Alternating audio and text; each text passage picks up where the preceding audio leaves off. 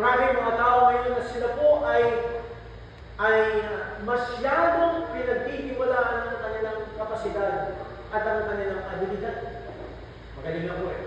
Ang talino ako eh. I trust myself. That's the word says. You know what is the scripture says? The scripture says that trust in the Lord. In Proverbs 3 and verse number 5, that trust in the Lord with all thy heart and lean not unto thy own understanding.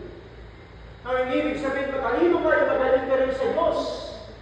May mga taong matatalino, pero pagdating sa Panginoon, they become fool.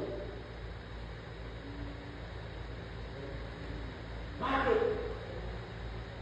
Kasi mas pinaniniwalaan at pinagtitiwalaan ang kanilang sarili. And look at the word says that follow your hearts or follow your dreams. And the word says create your own truth. Yan ang sinasabi ng mundo.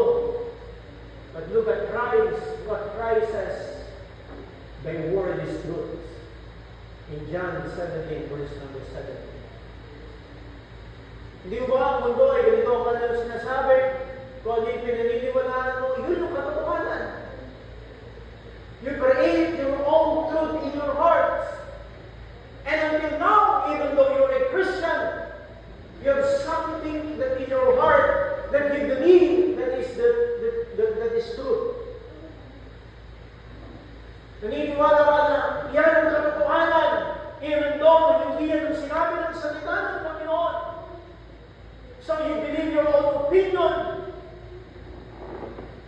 You create your own truth in your heart. Therefore, if we want wisdom, we must begin with the Word of God.